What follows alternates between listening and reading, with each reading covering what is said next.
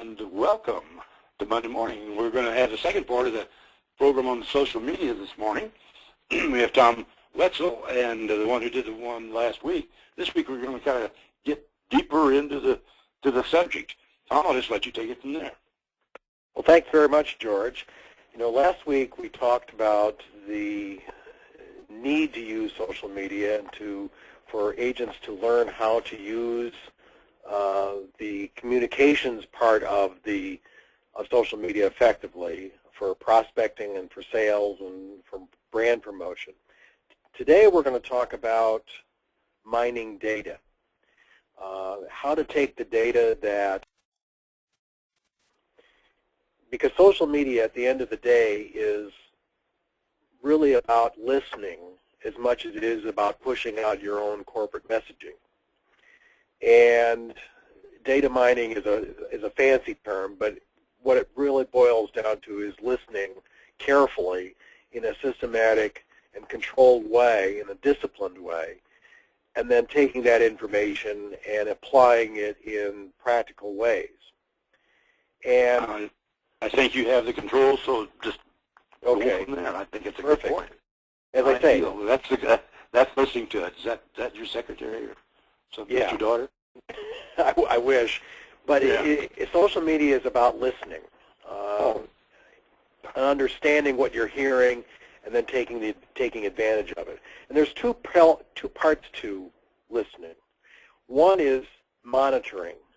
Monitoring is nothing more than tracking the conversations, looking at the conversations that are taking place, not just about you, but about your competitors, about the carriers that you represent, and listening to what consumers are saying about various aspects of their lives that may have some connection to insurance.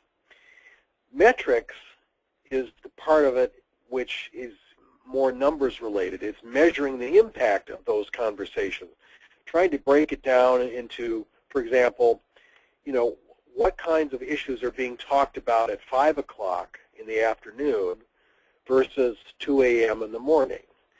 If I send something out at 8 o'clock in the morning, is it going to get the same response if I send it out at 8 o'clock at night? It's understanding those kinds of differences and understanding what the tone of the conversations are. What are the key words that are used in these conversations that might give me a clue as to what kinds of words I need to be using to get the kind of response I'm looking for. So, and it doesn't have to be that complicated, and I'm not suggesting that agents have to go out and hire a high-priced IT person to do this, because I don't want them to, they don't have the resources to do that as a carrier does, but the process they can do, and they can do it fairly inexpensively, and we're going to talk about that in a minute.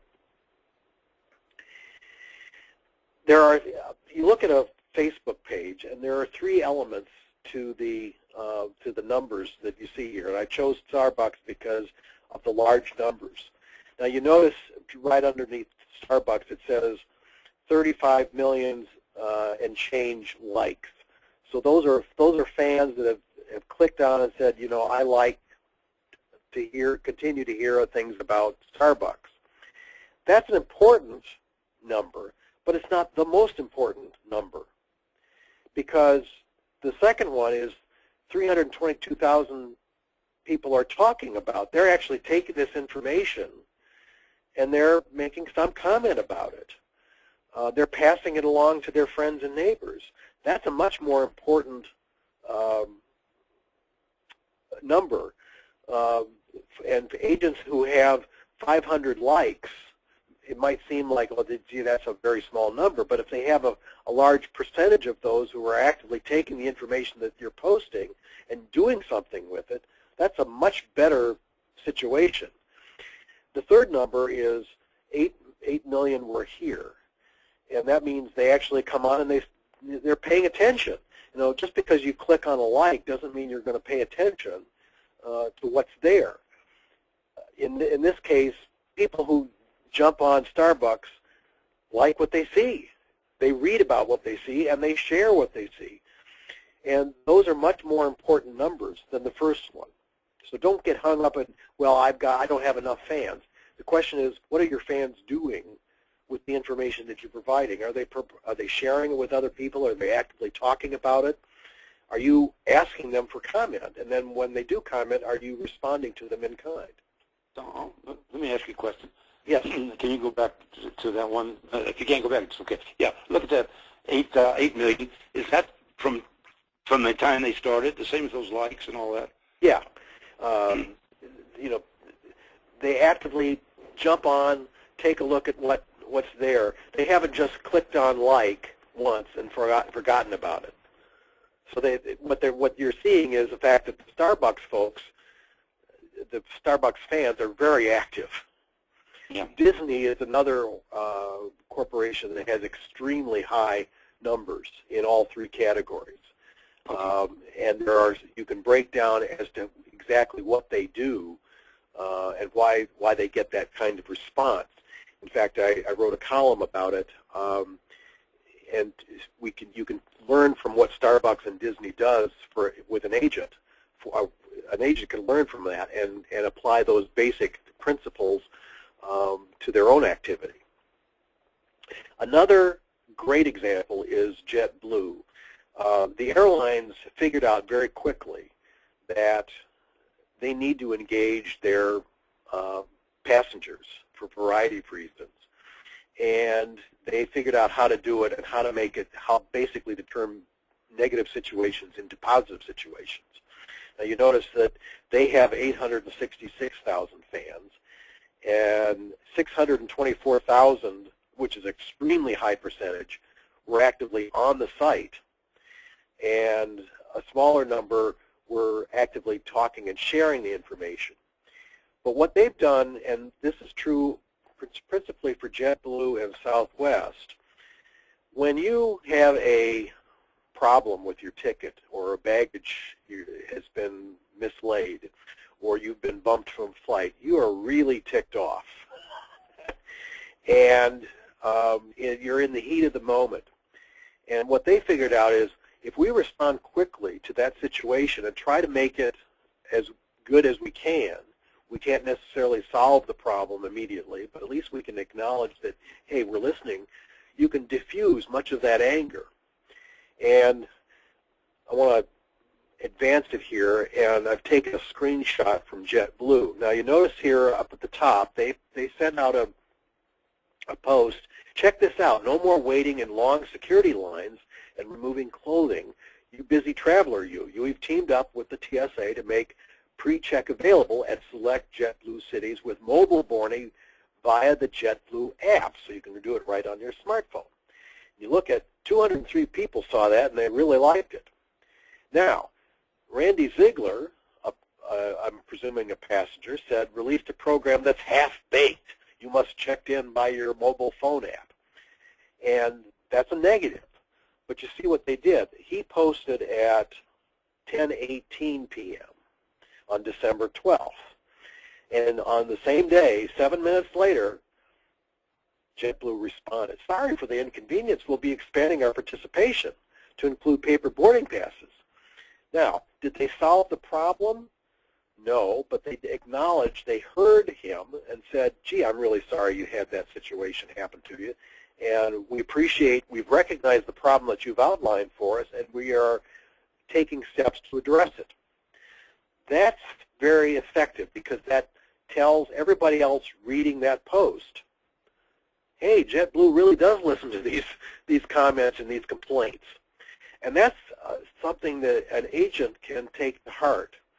And there are some carriers that are very good at it and others that are not. But when somebody complains, it's not the fact that it's complaining that's the problem, it's how you respond to the complaint. And essentially taking a bad situation and turning it on its head. I've addressed this before. There was a case in which a gentleman had a claim adjudicated by the carrier and was very upset with the response and went on Twitter and said so and said, you know, I think this carrier really put me through the ringer. I'm really really upset, and I think they're a bunch of crooks. Well, the carrier, to its credit, saw that tweet and said, we've got a problem. We've got to deal with this, and we've got to deal with it quickly. And so they picked up the phone. They didn't respond online, but they picked up the phone and called him and said, hey, we saw the tweet that you made just, a half an hour ago. Obviously, you're upset. Did we do something that caused you this? How can we make it right? Bottom line was, it wasn't miscommunication. The carrier was able to solve the problem. He came back on Twitter and said, you know what I said this morning about XYZ carrier? Take it all back. They're great. They really stepped up to the plate. They made the problem right, and now I'm their biggest fan. That's part of listening, and that's why it's so important that you don't just go on to your Facebook page and say, gee, was there anybody that commented, and should we be commenting back? You have to be actively pursuing that, and that means also taking a look at what your competitors are doing. How are agents responding? We did a study for a company, and we found that one of their particular agents was doing a wonderful job in responding to complaints that were posted on their website. The problem is they were responding 3 days later. You got to do it the same day. You got to do it quickly. You've got to acknowledge that, and they have to feel like you really do listen. Now, here's an example of an agency, and I've referred to them before, Suhr & Lichty Insurance Agency out of Seward, Nebraska, which is a small town, about 7,000. And you notice here they have 9,600 fans. And at any given time, there are 30 people that are actively talking about the information that they see on the site. And 296 actively go on to it. Now, those are pretty big numbers for an agency in a small town. And what they do is they actually help their clients with their social media activity, and that's one of the reasons why their likes are so high. But it's a question of listening to what their clients need and then responding in kind. In taking it one step further with Suhr & Lichty, I've pulled out two different posts here. One is strictly, do you have a collection? It's a straight hard sell. Get an instant quote for your collection today with American Collectors Insurance. But they don't rely totally on that kind of activity to draw their fans in. They're in a rural area, so obviously farmers are important. So one day they just said, I think it's time we all thank a farmer and pray for rain, and posted a music video thanking a farmer.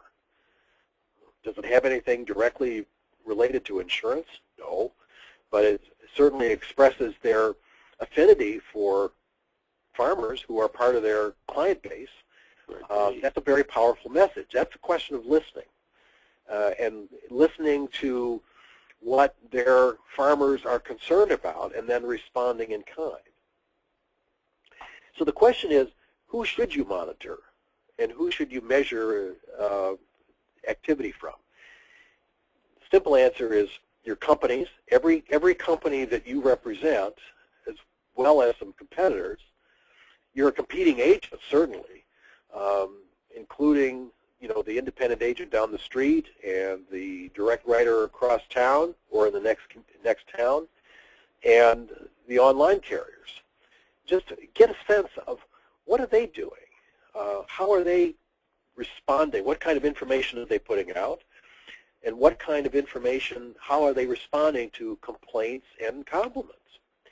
And third, and this is as important as the other two, if not more important, what are your markets saying? If you provide coverages to small families with children, for example, what kinds of comments is that group expressing online? And you think, well, I can't monitor individuals, which is true, but you can monitor publications and online forums of those types of organizations. You monitor every site that your markets use. And I guarantee you, if you sell to families with small children. There are organizations, there are publications in many communities that cater to young parents. Go on their site, take a look at what they're saying, and how they're saying it, what are the issues they're talking about, and learn from it.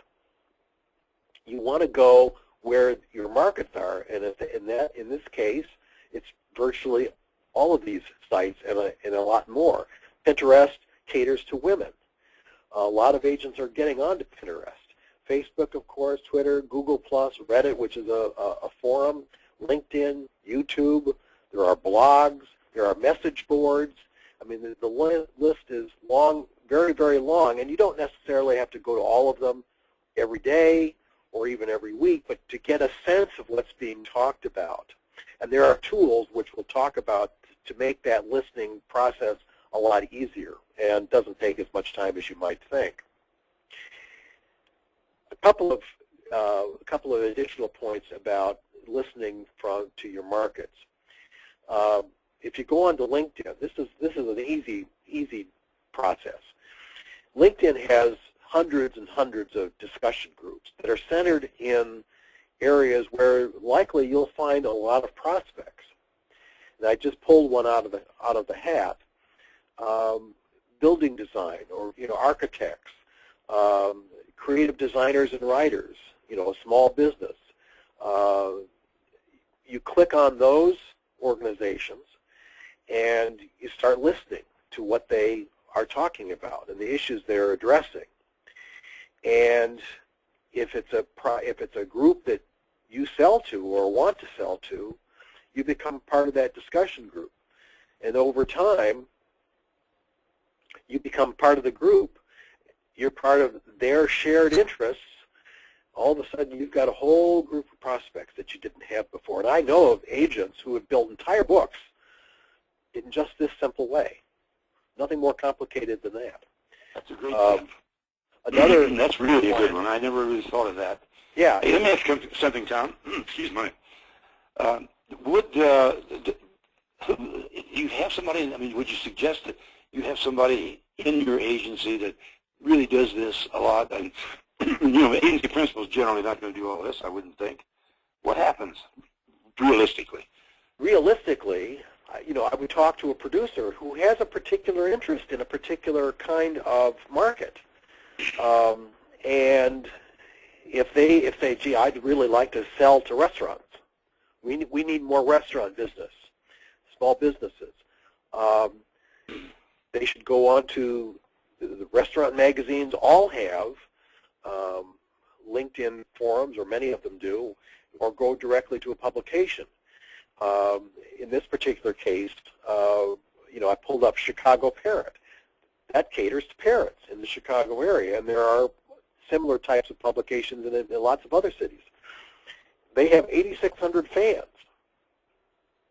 You start going onto this site and learning from them, and then that particular producer in the office can learn what's being discussed, and then use that information and come back and say, I've been following your discussion on Chicago Parent or on the LinkedIn discussion group, and you've become a part of it. And I was intrigued by your comment about X. I think I might be able to help you with that. The example that I've used, I know a broker who decided that he wanted to become a large amount of business in the elevator community. Well, there is an elevator community, those who are devoted to the design and to the maintenance of elevators across the country. And there's a LinkedIn site that he found, and rather than just join it and then start selling, he took a couple of months, became a part of the group, and then all of a sudden there were some problems, some insurance problems that came up organically, and said, oh, I can address that issue. And all of a sudden everybody else in the discussion group said, oh, you know insurance? This is great. He started writing coverage, a lot of it, in this particular group. And That's a good story. Yeah. And it's nothing more complicated than that. You can't just barge into a discussion group and start selling. You have to become one of the group, and then it becomes affinity marketing. And that's how a small agent, they pick their markets. What markets are they strong in, or what markets have they targeted for growth, and start there, and then build it over time. And they don't have to spend a lot of time on it, but they spend 15 or a half an hour every week, going onto a site, taking a look, learning something about it, and then using that information. And it's an investment, and it's a wise investment to grow, because increasingly everybody is turning to social media to talk about issues that concern them, and you can learn a lot. So, question is, monitoring should be mandatory. Everybody should do it. You need to do it every day. Not spending a lot of time necessarily on it, but doing it in a disciplined way. And again, it's more than checking your own sites. It's checking the sites of your agent competitors and your carriers just to see what's going on. You conduct it using a variety of metrics, and review what your competitors or markets are doing, and then analyze that information, update it periodically, and then figuring out, well, what actions should we be taking? You may decide that, oh, this is not going anywhere, and we're gonna move to another market. That's fine, but the active process is what I'm recommending that agents do. It's learning about what's being said, who's saying it, and to whom, and how it's being responded to. Talk about what consumers are talking about, issues that have a relationship to insurance. It's not necessarily directly related, but it's tangentially related, that you might be able to use in a contact later on. So the question is, what are the best practices? Keep it simple. Find the sites your markets use. Create a keyword list. What are the keywords that are being used in all of these discussions? The common one that everybody talks about is insurance and ripoff. That's an overblown, but that's the idea, that you find a market. What kinds of descriptors are being used related to the issues that are being discussed. Make monitoring an enterprise function. Everybody in the office ought to do it. If one producer is interested in restaurants and another producer is interested in boat owners and another one is interested in those who use snowmobiles, that's fine. Make that their little niche. You create a reporting plan and then formalize the analysis and then share it with the principal, with management, saying, what can we do? How can we use this information? What should we be doing with it? And everybody becomes a part of the process. This sounds like a really good topic for agency meetings. I mean, or at least part of your weekly meeting, first 20 minutes or something, to talk about social networking. I suspect that many insurance owners, staff, know a lot less about all of this than their staff members. I imagine an agency can find, if you got 8 or 10 or 20 people, they can find somebody in there who really digs this, don't you? Oh, absolutely. In every agent, there are people who really like social media, and maybe it's just a passion that they have, in their personal lives. But that information, that ability, can be used in a positive way for the agency, and then that agent, that individual, can teach other people in the agency how to use it. Because as we talked about last week, and because it's one of my mantras, is social media need not be as complicated as people make it out to be. It's not this foreign language necessarily. It should come naturally to agents, because they naturally like to reach out to people and talk about insurance issues. Well, that's what social media enables them to do very easily, and reach a wider number of people that they would be able to reach otherwise. Now, nobody is suggesting that agents go out and contract with a fee-for-service monitoring service, and there are many of them that are very, very fine, and carriers do. there are a number of them we can talk about, but I've listed here monitoring services, all of which are free. No costs.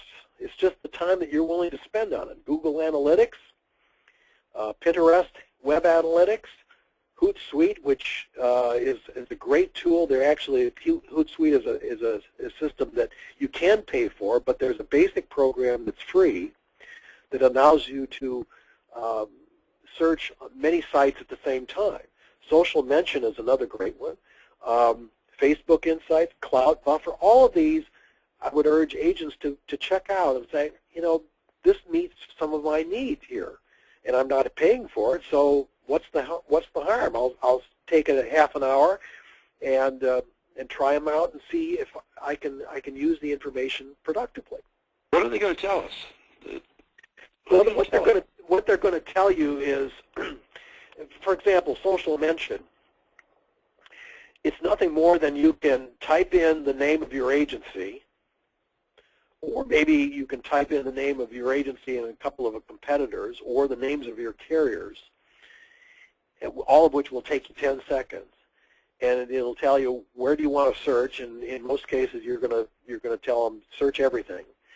And it'll come back within 20 seconds or so of, you know, here are all the mentions of your agency name or your carrier's name, and you put in the time parameters in the last month or whatever. It will analyze the tone. It will analyze the frequency, where it's coming from. It's all basic information that is all readily available, and it doesn't provide the detail that a more sophisticated system would offer. But when we design a program for companies, for example, we automatically recommend try the free ones first and see if that doesn't meet your needs. If it doesn't meet your needs, then think about actually contracting with a more sophisticated system. But for agents, there's no need to spend money for that. And you know, if an agent wants to take 5 minutes and check out Social Mention, they'll figure out very quickly, you know, is it something I can use? And if somebody in your office is reasonably familiar with social media, they'll see the value quickly. Okay, tell us about your excuse me, your program that program is called the Social Media Content Roadmap. And again, it plays off this was developed based on agent conversations that I had in one-on-one sessions and in workshops and general presentations, which I've been doing for the last few years all over the country. And agents were frustrated about the time that they had to expend for social media. In many cases, they decided not to. They set up a Facebook page, but they didn't post anything, so they weren't getting much benefit out of it, or no benefit, and they thought, well, this is a waste of time. But you have to post content regularly. But they don't have the time to figure out, well, what am I supposed to post?